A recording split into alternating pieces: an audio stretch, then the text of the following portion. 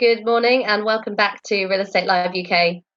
If this is the first time you're joining us this week, just to give you a bit of background, Real Estate Live is a week-long programme of events that runs 3 times a year. And the events are brought to you by White Label, our partners and sponsors. So a big thank you to all the organisations that have contributed to making this week so fantastic so far.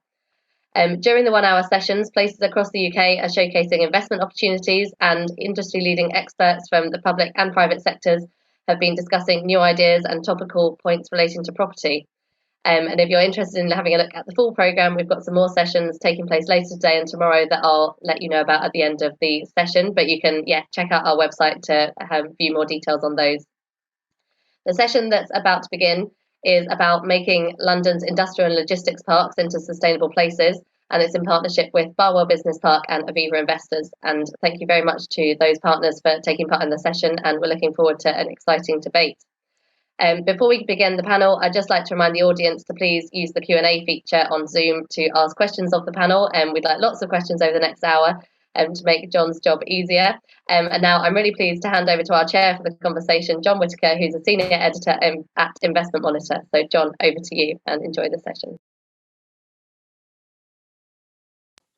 Thank you, Bonnie, and hello everyone. Welcome to this session, which, as Bonnie explained, is on the sustainability of Outer London's industrial and logistics parks. My name is John Whittaker, Senior Editor of Investment Monitor, and today I'm joined by an expert panel to discuss what ESG means in this sector and how sustainability can be achieved. The panel for this discussion is Jack Morris, who is a responsible investment associate for real estate at Aviva Investors, Claire Bradbury, who is a senior consultant for real estate at Carbon Intelligence, Ken Butcher, who is an asset manager at Aviva Investors, and Councillor John Sweeney, who's cabinet leader and economic development at Kingston Council. Welcome to you all. Now, while the panel discusses the sustainable adaptions being made by investors and businesses in this sector, I encourage anyone from the audience who has a burning question to enter it into the Q&A box. I will endeavour to put these questions to the panellists later in the session. But to begin with, and without any further delay, I'm going to kick things off by turning to Jack Morris to ask what steps Aviva is taking to implement its ESG agenda across its portfolio and make its assets more sustainable. Please, Jack. Thank you very much, John. So I'd like to start by introducing myself. So my name is Jack Morris. I'm a responsible investment associate at Aviva Investors. And of course, ESG as asset managers is absolutely critical to us and will continue to be so over the next 30 years. It's one of those risks that historically the market hasn't managed, and we are seeing these risks come through into asset values, into people's well-being, and into kind of reputational risk over the past year, certainly, and this will kind of continue to grow.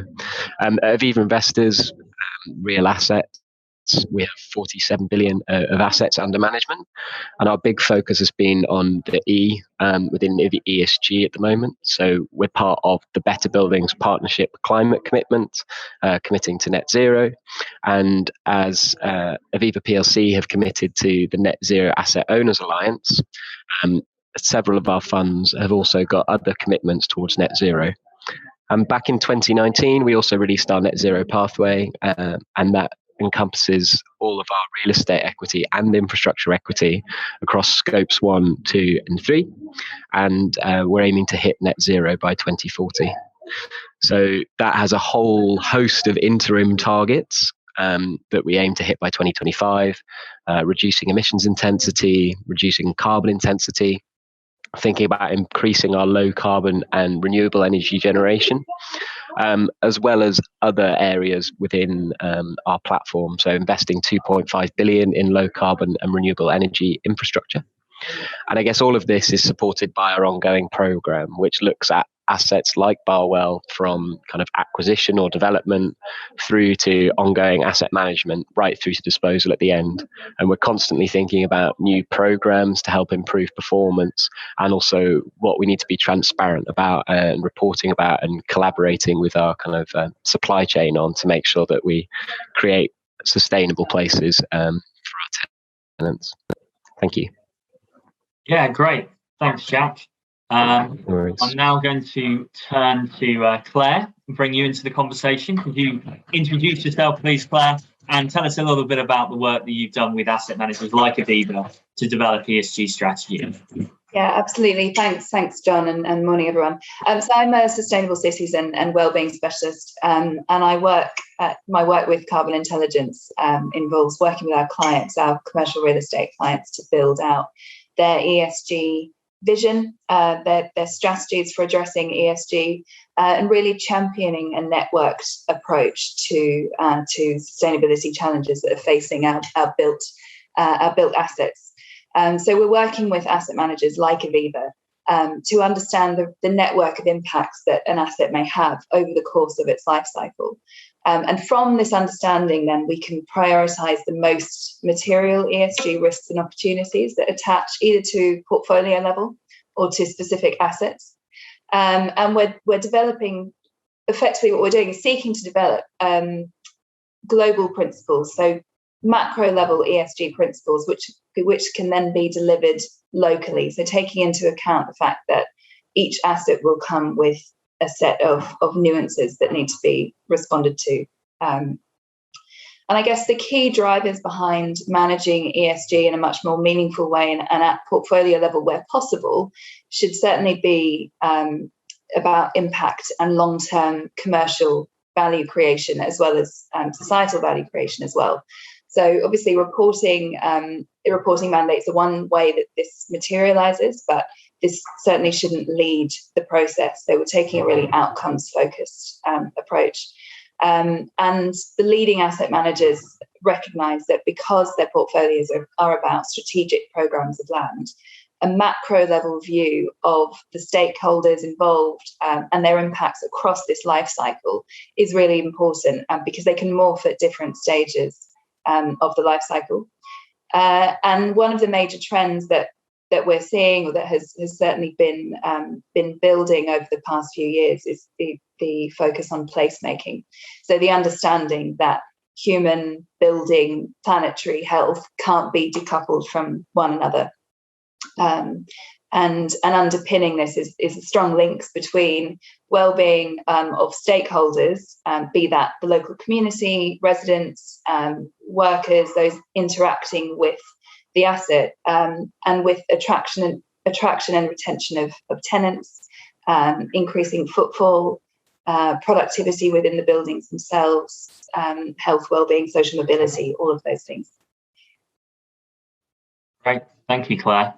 Right, we're going to bring Ken into the conversation now. Also with Aviva, can you tell us a little bit about Barwell Business Park, where you work specifically, and the sustainability initiatives you've been working with Aviva on that? Yeah, morning, John, and thanks for the intro. So I'm Ken Butcher. I've recently joined Aviva as an asset manager. Part of that remit includes managing Barwell, which is in Chessington. For those of you who don't know, it's a modern business park totaling about 400,000 square feet. It comprises 60 units, which range from sort of down to 1,000 square feet up to 40,000 square feet if you combine some of them. It does offer sort of a high specification, flexible industrial office sort of stroke hybrid units to meet a range of occupiers. So it's not an out and out logistics park. It's certainly not an office park. So it's a little bit of a sort of unusual beast, shall we say. It's very well located. It's less than 3 miles from junction 9 of the M25.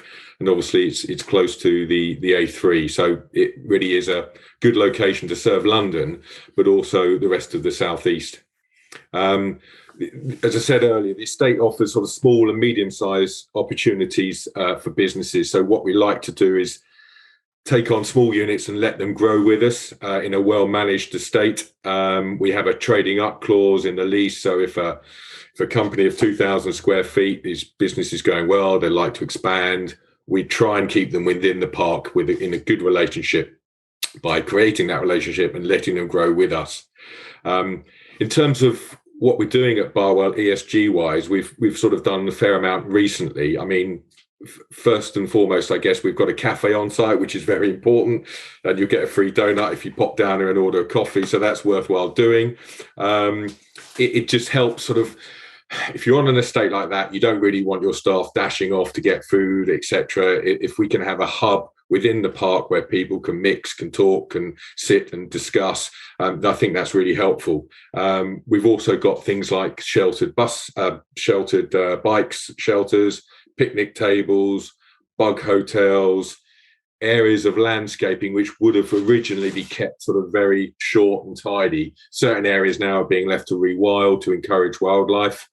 We're looking to, over time, replace existing bulbs and lighting with LED on the common areas, and also ensure all the power that's used in the common parts comes from green, sustainable sources. In terms of local community, when you're in an area like Chessington, obviously you should and need to engage. We try and have events, but clearly you've got a health and safety issue. You can't have too many social events, local events, if you're going to have a clash between that and HGVs or forklift trucks bombing around. But we have had COVID testing centres popping up. We allow parking for local colleges if they have various events in the evening, so they can come and park on the estate. We've had local fun runs, which we have the start and finish at, and holding areas. We're looking to sponsor local football teams with their shirts. We're also trying to investigate getting some beehives on the estate so we can produce our own bees, produce our own honey rather. And also we're looking to invest in the defibrillator. So there is various things we're doing on the estate at the moment, and they tend to focus on the common parts. I guess individual building wise, as and when a building comes back from a tenant, we look to try and spend a certain amount of the refurbishment money on ESG. And again, that could be something simple like installing LED lights, putting sensors on those lights, air source heat pumps rather than gas boilers, electric vehicle charging points. These, if we can install these, we will try to do that, and we've started to do that, as well as things like showers. So, staff members can cycle into the office, have a quick shower, start work, rather than walking around in sort of in clothes you've cycled in all day. The PV cell issue is something that we're looking across the board. PV cells clearly a hot topic, but I think with multi-let estates such as Barwell, it's difficult. The roofs are of a certain age, also they're shared roofs. So as much as we'd love to encourage PV cells across the estate, I think at the moment it's in the too difficult box, too complicated box. But I know that Aviva generally is looking across their portfolio and trying to encourage this. And I think likely that bigger warehouses with modern roofs where there's a single tenant, I think that's much more likely opportunity. So certainly it's something that isn't happening at Barwell, but will be happening across the Aviva portfolio in due course.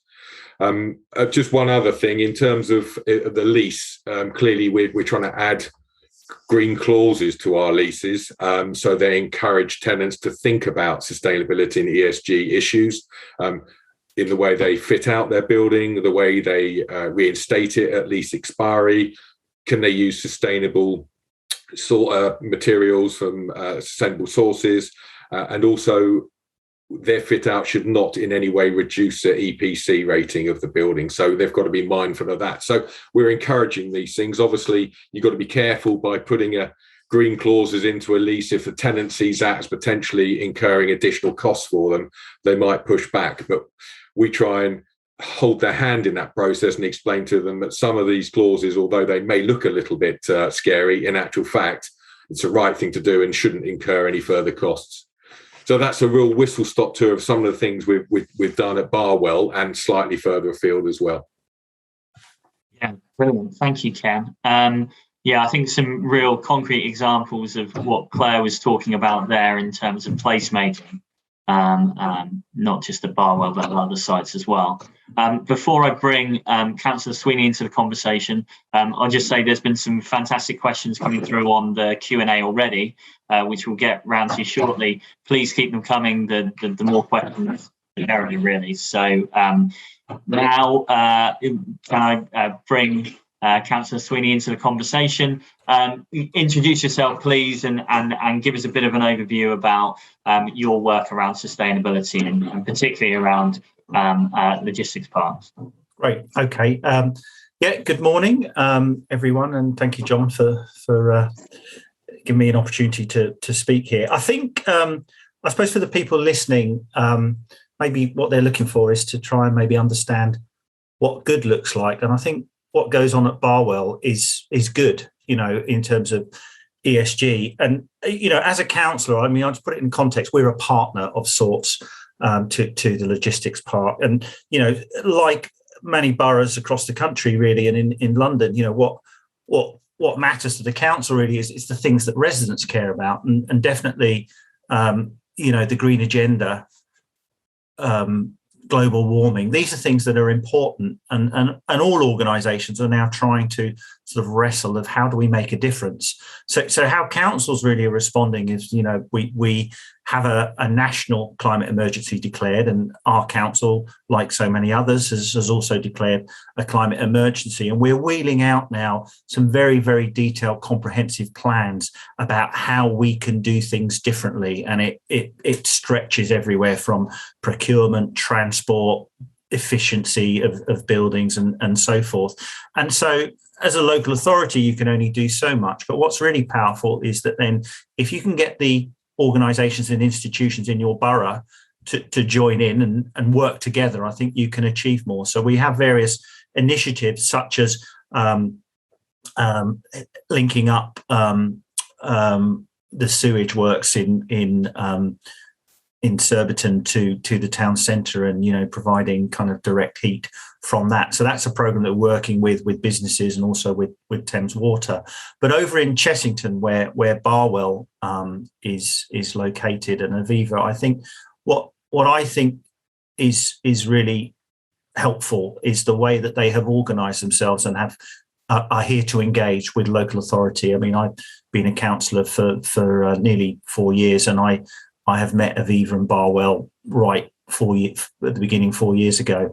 And what they are doing, as Ken has described, is they are getting involved in the community, and they're available, and they have participated, for example, in things like our economic COVID recovery task force. So turning up to panels, and we're working there with university as well as some of our other big businesses. Unilever is now relocating their headquarters to Kingston, as is Lidl. So I think those are some of the things that my first observations are, that a lot of our industrial parks are not organised to engage with their community and with the local authority. And I'm pleased to say that Barwell is, and I think it has a very positive impact.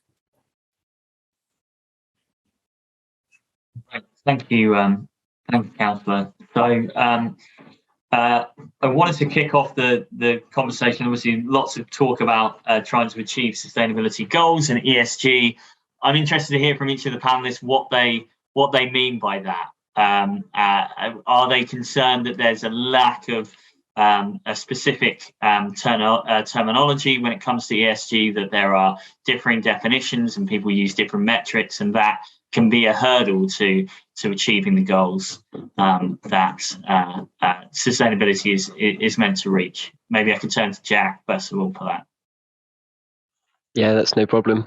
Yeah, I mean, in terms of terminology, I think over the past 10 years, we've seen things like CSR, green, sustainability. Now there's the big rise of ESG.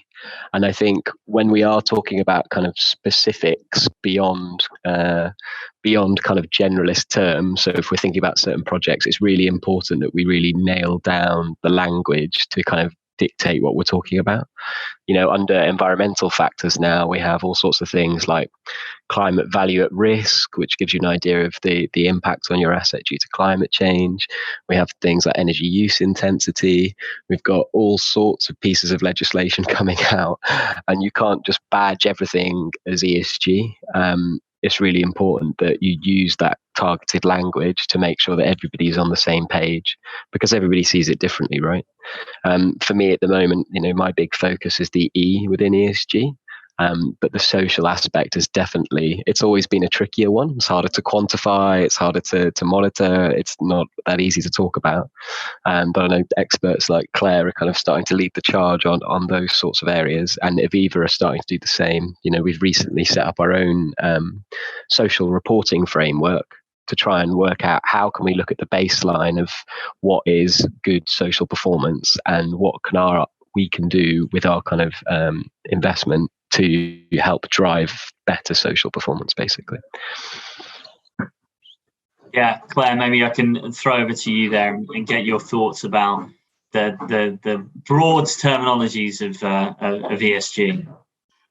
Yeah, I mean, there's a lot in that. I was actually just chuckling to myself then, because I've just written a book, and when I was writing, I was absolutely determined. It's aimed at a general audience. I was absolutely determined that, despite the fact it was about well-being and sustainability, my kind of goal was, let's write this and not use those words, because I just think we've got to the point where they just manage to kind of obfuscate everything. Right, they mean everything and they mean nothing at the same time. So I think we can really hold ourselves hostage to language and by language as well.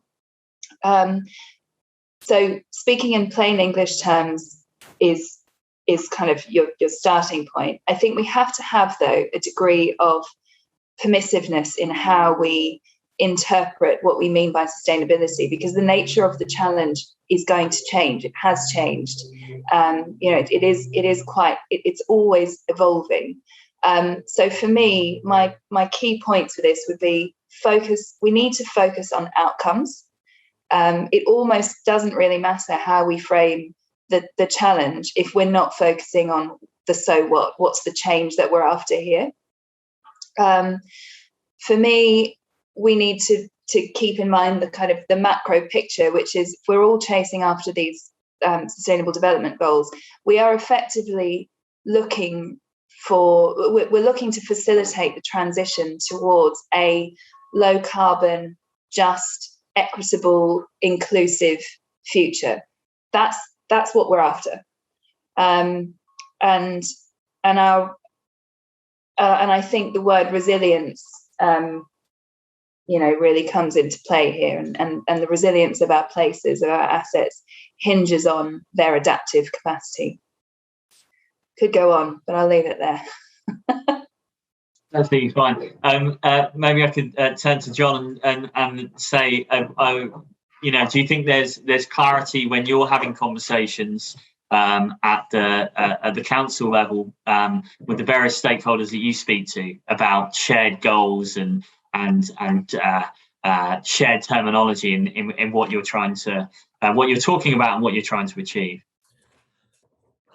No, I think I'd probably share Claire's kind of comments around it's difficult, when you have conversations about sustainability, and it's a word certainly in local government that's used a lot, but it's probably if you asked everybody who's using it, what are you talking about? It's something very different to each of them.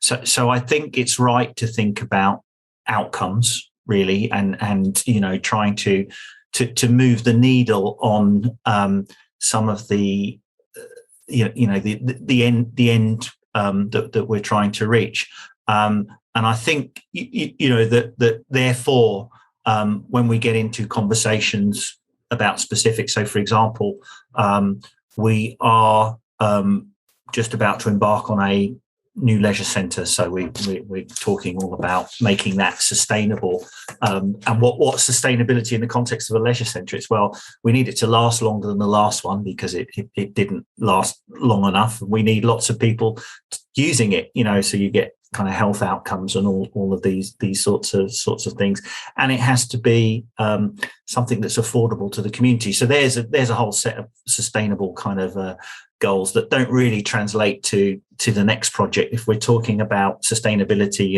in the context of a logistics part, we come up with a whole set of different criteria. And I'm not so probably good on the more technical features, but when it comes to community and social stuff, I mean, I think there's lots of things that can be done that are probably not being done. So, for example, I don't know how how close Barwell feel that they have got to the local schools. They've got a couple of schools next door to them, and there's lots of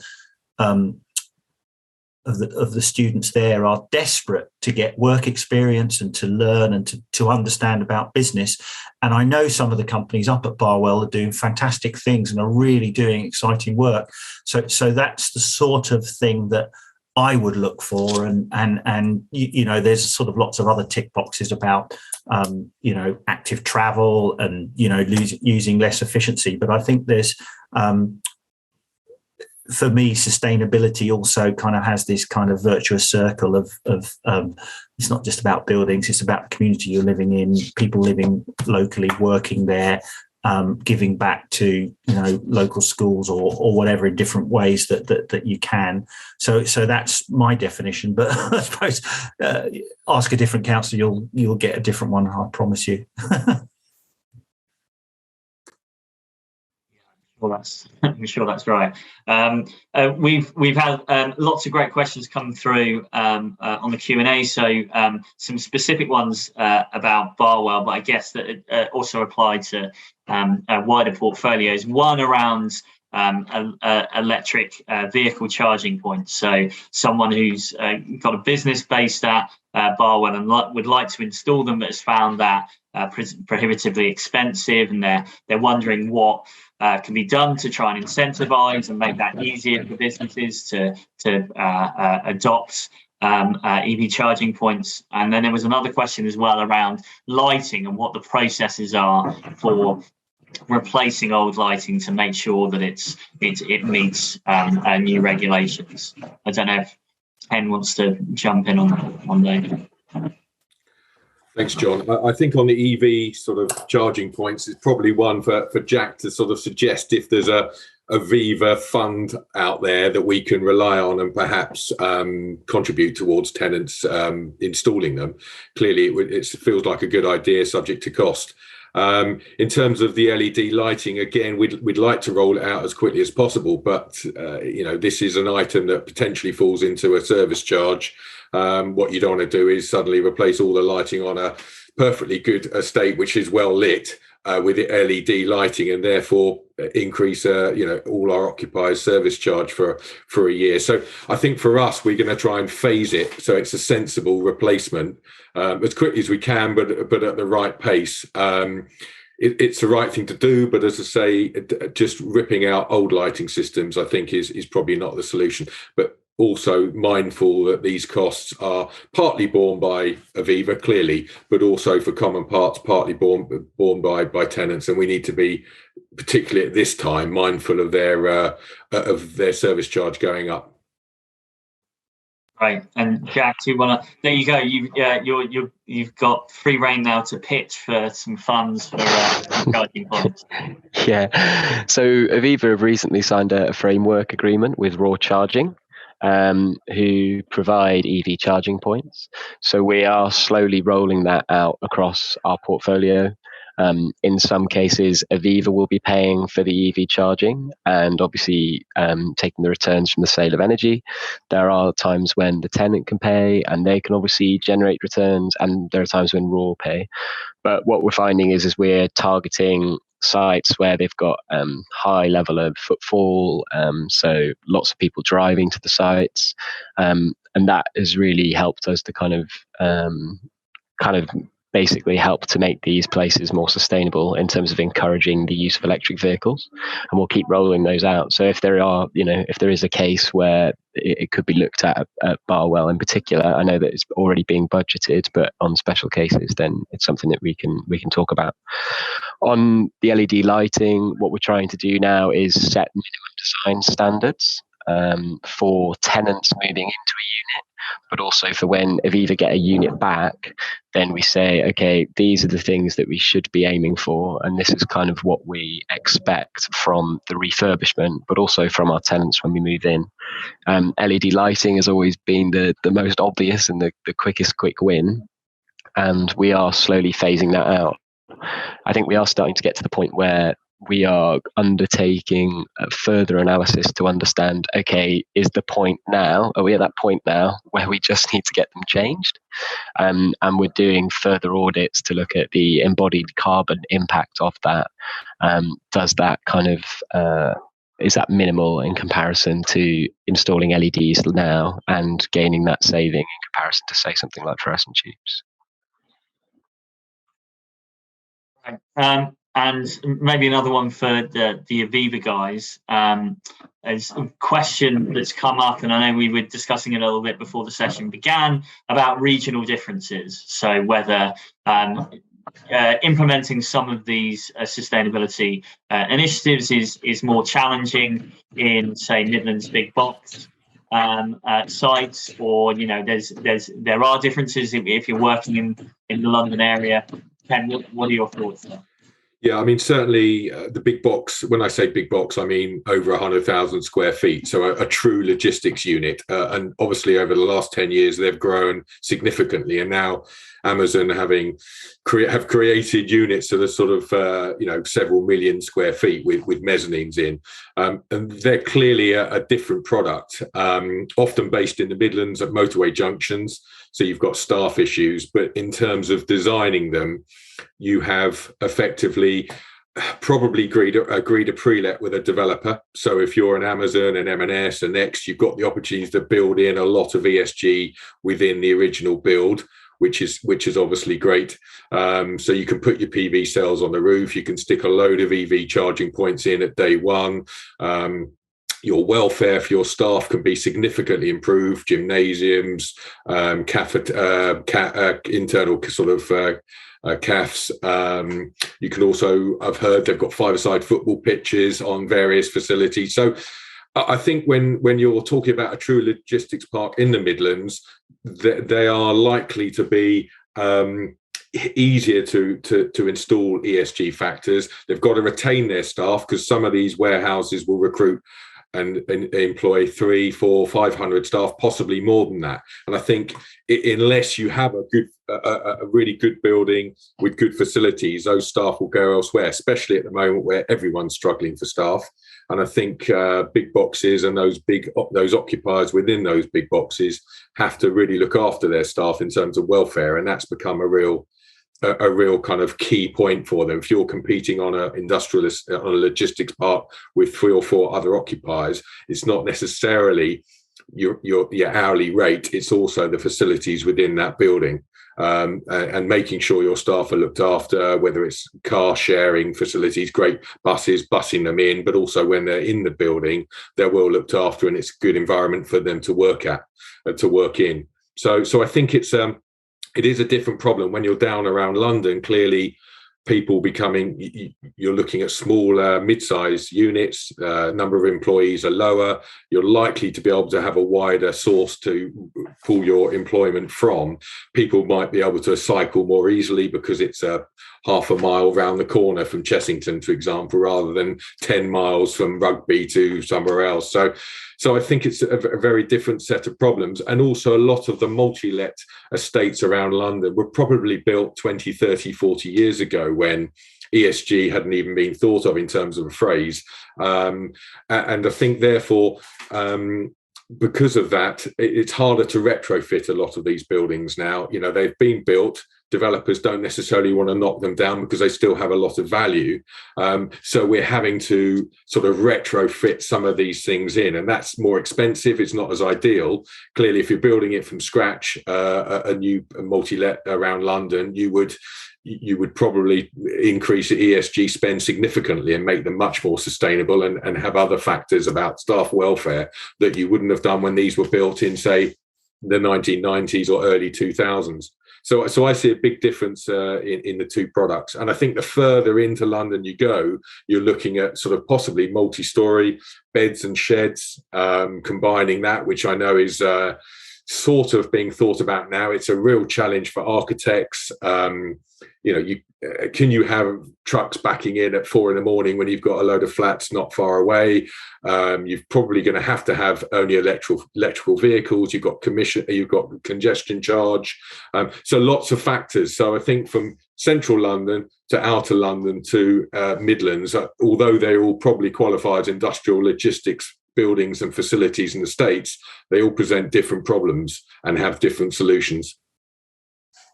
Yeah, right. I think that was pretty thorough analysis of that, Ken. Thanks. Want to get slightly political in the conversation, so maybe turn to you, John, about this. You, up and down the country, you have councils which are all working on their own plans around sustainability and ESG, and obviously you've got people like Jack and Ken trying to get their head around the problems of the assets that they're managing and how to meet certain goals.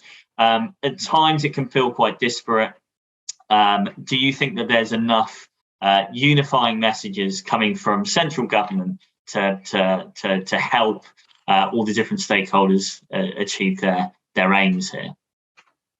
No, I think the problems of trying to address this, I think, is a kind of philosophical one. I mean, what we saw during the pandemic, which was a huge national crisis, is that local authorities stepped in and did a lot of the heavy lifting around looking after the vulnerable, arranging, deliveries of medical supplies, food banks, and so on. And it kind of demonstrated, what local authorities can do. And they have and in Kingston, we've been quite fortunate. I think we've been exemplar in our public health arrangements.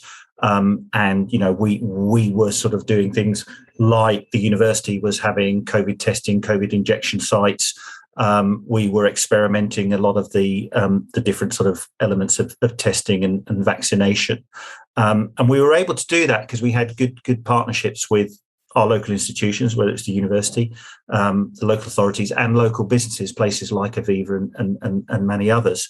And I think that's not really understood by the current government. They want to hold on to all the power and issue directives and kind of keep hold of all the funding as well. And it's very difficult for a local authority to plan. So we could, if we knew how much resources we were getting, if we were given some clear goals and some direction by government, we would be able to work with local businesses and other institutions and really accomplish something significant. Whereas I feel that at the moment that we're back to slogans and talking about sustainability, but we kind of know where is the plan, but also importantly, where is the funding? And as Liberal Democrats, we want all of that at its lowest possible source, so that individuals and local people can decide rather than it being kind of run nationally.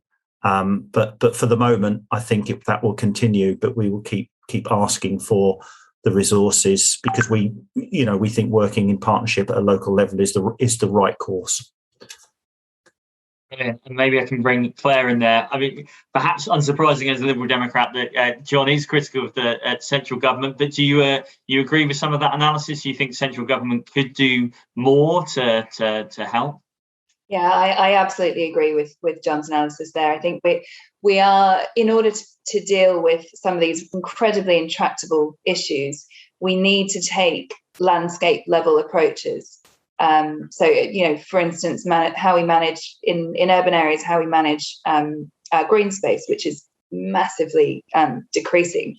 We can't do that in a piecemeal fashion on short-term horizons with vastly reduced resources. So, yeah, I think that there does need to be a reallocation, more of the decision making put at the lower levels with the resources to back it up.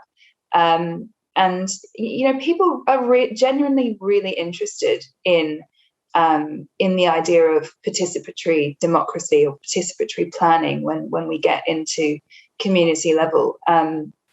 And our residents are ultimately responsible or will take responsibility for holding feet to the fire, be that councils and local authorities, local businesses.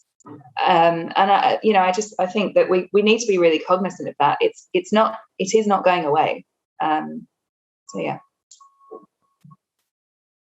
I won't make either Jack or Ken jump in there if they don't feel like they want to. No need to criticise the government from you guys. But perhaps I can ask you something slightly more straightforward. Someone asking on the Q&A about whether you see a difference between different tenants, different types of buildings, to their openness around sustainability, and whether actually are you at all vetting potential tenants on that basis? Yeah, I'll take this one. So obviously there's a massive difference between the different tenants that we see across our portfolio. In terms of vetting them as they come in, we do look at kind of ESG factors. So do they have a policy? What is their diversity on the board? What governance kind of procedures have they got in place? And that's mainly just to flag the high risk kind of tenants. So Aviva on the liquid side didn't invest in Deliveroo's IPO recently, mainly because we felt like it was too high risk, which turned out to be a pretty good decision. On the ground, in terms of our tenants, we're starting to run a tenant engagement program. So it's really important to us what our tenants are doing, what their aspirations are, and how we can collaborate. Our net zero pathway does include scope 3 emissions, so tenant emissions. And I think, in the same way that, at the local authority level, it's all about collaboration. We need to develop this to a point where it's win-win for, stakeholders like Aviva investors and our tenants to really push things forward. Things like solar panels, where we're arguing about who has control over the roof so we can generate renewable energy, is just such a frustrating sticking point. But until we nail it, then we're going to be exactly where we are now. In terms of engagement, obviously, large companies like Amazon, Next, they already in some cases have a pretty robust pathway. We obviously help where we can, but it's definitely, we're getting more engagement with those kind of medium-sized to small-sized companies who are kind of starting to understand what it means for them in terms of sustainability or environmental performance, and where they're going, where we're starting to see some real movement. Jack. And maybe a question for Ken here. Someone's asked about where, I guess, in light of modifications around sustainability and the challenges around that, where in Outer London has the biggest opportunity for industrial growth in your view? In terms of industrial growth of supply, it's difficult. I mean, effectively, a lot of industrial employment land around London is being sort of sucked up for housing. So you are seeing a reduction in available space, which is difficult. Obviously, it does mean that can force up rent, so not ideal for tenants. And clearly, it's difficult for us to produce modern, suitable facilities for new businesses. So it is frustrating. I mean, so obviously West London with Heathrow and all the connections there has always been a prime location, and Aviva invested heavily there, and Park Royal as well, always sort of well known for sort of producing food and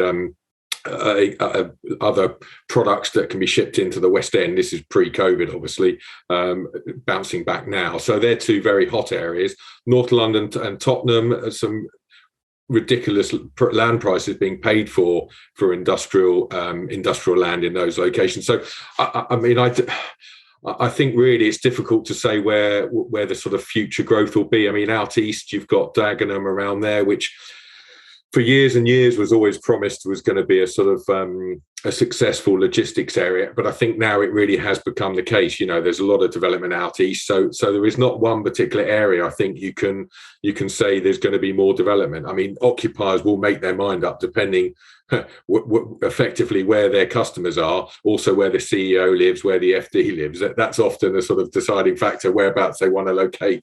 But I think generally, for me, it's going to be sort of South London. There's probably more opportunities for further development. I think the North London and West London feels pretty developed, and demand in those locations for land is very, very tight. Oh, great. Thanks for that, Ken. We're coming towards the end of the session, so I'm probably going to turn to a bit of a summing up question for you all. So maybe you can distill some of this discussion that we've been having so far and say what you think is kind of the most important factor in achieving the sustainable industrial and logistics parks and the sustainable outer London boroughs that obviously we're talking that we're aiming to achieve. Maybe I could start with John there on some final thoughts on what you think are going to be the most important factors here. Just to recap, I think what I said at the beginning, for me, I think it's important that if you are running or looking to develop one of these industrial parks, is to engage with your local community. And I would just point to some of the things that Ken had mentioned, that they're organised, they have the Barwell associations. We can talk to them, they turn up, they show up at council meetings, and then they're engaging with their community. So I think by doing that, they're just playing a role in the community and kind of using their the wealth and the resourcefulness of businesses to actually make a difference. So I kind of encourage them to do more of that, or if people are listening, to make a start on that. Great, Claire. Maybe some final thoughts for you. Yeah, sure. Just following on from what John just said, I think making sure that and having periodic sense checks to ensure that engagement is meaningful, engagement with the local community is meaningful, sustained, and also two-way. Because I think traditional community engagement, which was actually more like community consultation, was very sort of transmit only and input led. So I'll come back again to what I said at the beginning about really making sure that we are focusing here on outcomes. To do that, we need really robust baselining for our assets. So, based on what the most material ESG risks and opportunities are, capturing the data so that we can then track what progress has or hasn't been made, and with who.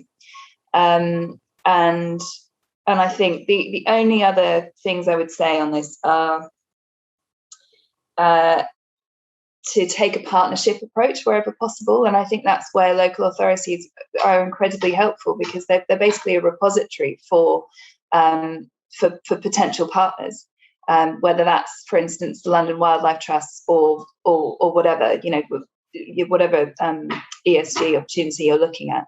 And then taking a networked approach as well. So resisting the urge to silo the ES and G, and recognizing that actually, by looking at green and blue infrastructure and really enhancing this, you're building out your long-term climate resilience, you're creating amenable space for local community, for employees, tenants, and so on.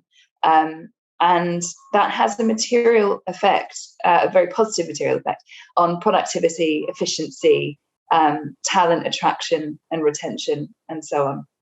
I mean, are there good examples of this already, Claire, or what we're talking about is still somewhat aspirational? I mean, are we seeing examples of this in the UK already, where that level of engagement that you're talking about is being achieved? Yeah, we definitely are. I mean, I would look broadly at the work that Manchester is doing in terms of urban greening, which is just the recognition that nature really does sit as the bedrock to all of this. That is not that's not meant to sound kind of fluffy or aspirational or whatever. If we don't have that, we don't have any future resilience of our assets.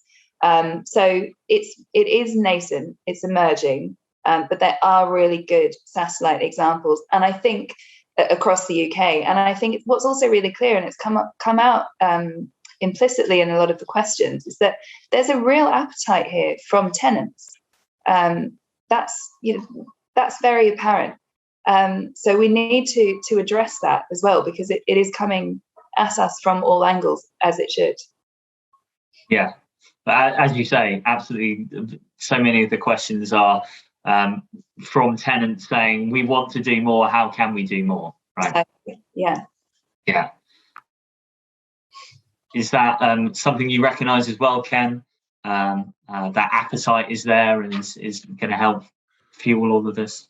I think so. Certainly, obviously, it's raising on everyone's agenda. Certainly, bigger companies, but the smaller companies are catching up. I mean, for me, certainly around the M25 or Greater London and the most big cities, industrial logistics parks are here to stay. I mean, they've traditionally been a bit of an eyesore, and you don't want to live near one potentially because of noise, and they look a bit grim.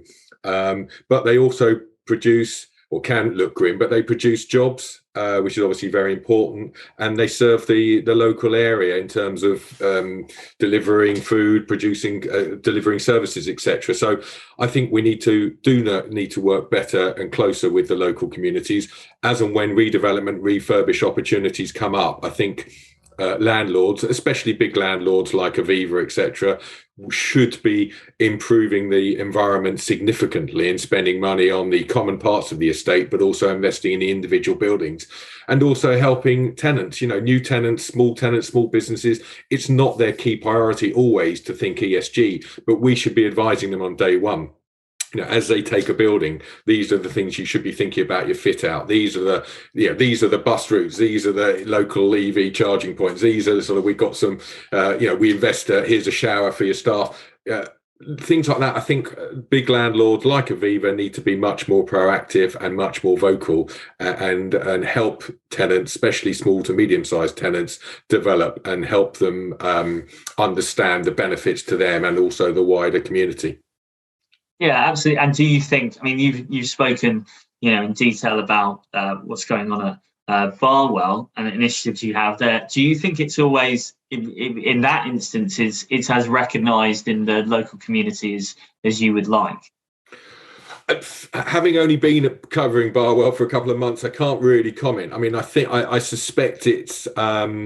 I suspect some people who live around Barwell think the estate is good and benefits the local community. Others probably think it causes congestion, is an eyesore, it has issues. So I can't comment on it really, but I'm hoping, as we work closer with the local community and contribute more, and they understand what we're trying to do, I'm hoping that relationship will improve. And to say 10 years ago, 15 years ago, probably relationships like that weren't even discussed. It's like, here, we own industrial estate, we want to make money out of it, and everyone around can go whistle, sort of thing. But I think that's certainly changed, and I think we need to fast forward that. And it's happening, and I think big landlords like Aviva are leading the charge. But not just Aviva. There's plenty of other big developers and landlords who are doing the same, but it definitely needs to happen. Okay, great. And Jack, we're coming to you lastly for some final thoughts here about what you think needs to be prioritised, or what are the most important factors from the discussion that we've been having. So, I mean, I've always historically thought that it was a technology problem. And I think it's become very apparent that we have all the means at our disposal. We have the technology, we have the experts, and it's definitely something that we just need to collaborate on. So if you are interested in, moving your ESG strategy forward, talk to people like the developers, like the carbon intelligences, just to move on your thinking, because we can't do it in our own bubble. I think the other point is we're all obviously committed to improving the world that we live in, whether it's well-being, whether it's the environment. And I think as individuals, it's really important that we carry those convictions forward. Greta was giving it the blah, blah, blah speech. But I think while that is quite extreme, I think in our own personal spaces, you have to really push forward for what you believe in. So whether it's putting solar panels on the roof, that's not going to be easy, but we're going to make it happen. Whether it's kind of ensuring that you have green spaces in an industrial park, there will be times when it's really challenging, but I think it's really important that we collaborate to kind of move forward to that kind of networked place. Whereas Claire said at the beginning, it's sustainable, it's climate friendly, and will make a much better place for everybody to live in. Yeah, absolutely. And you feel that well, obviously we're moving forward in that. I think what you're saying is that I think you would struggle to find someone today who would argue against the fact that sustainability is an important thing and that we should be trying to do more to protect the environment. But there's a gap between words and actions sometimes. But in the business community, and what we're talking about specifically, how much of a difference do you think the last couple of years has made? Oh, I definitely think it's come on leaps and bounds. And I mean, in terms of net zero, quite a lot of companies have made pledges now, and they are sort of scrabbling around to work out how they're going to achieve that. But I think the issue that we all have is it's such a hard problem to imagine, or at least it was until a lot of Europe was on fire, etc. But I think what we need to do is when we come into our business places, all of a sudden you put a business lens on sustainability decisions and it becomes a lot harder. So we just need to work together to find those win-win solutions that actually unlock the, whether it's technology or people working together to make sure that it contributes to us getting to where we want to go. Yeah, absolutely. I think there's often it depends on your foresight on these things as a business, because often the premium you may pay in the short term will pay dividends in the long term in terms of having that strategy in place. And I think attitudes are changing generally. I think what we've had as a discussion today proves how broadly investors and councils and people, tenants as well, from the questions that we've had, are thinking about these issues and trying to find solutions, which has got to be a positive thing. And on that note, I think it's about time to wrap up. So I'm going to pass back over to Bonnie, but I'm also going to thank all of our panelists for a fantastic conversation. Thanks, John. And yes, thank you so much to our panel. It was a really good discussion, and again, a really good positive note to end on. Obviously covering some big topics as well as some really specific local focuses, which is one of the best things about this week of events, I think. So thank you all very much for taking part, and thank you to our session partners, Aviva Investors and Barwell Business Park. Looking ahead, just a note to the audience, we'd be delighted to see you tuning into some of our other sessions today or tomorrow. Details of what's coming up are now on the screen. We have a panel about Belfast taking place this afternoon if you're interested in Northern Ireland, and then we have a panel about the role of music in regeneration and supporting vibrant communities taking place after that. And tomorrow we have sessions with Waltham Forest and our wellness keynote in the morning. So lots of things to look forward to. Hope to see you and or the panel at some of those. Thank you again for joining us, and we will see you again soon.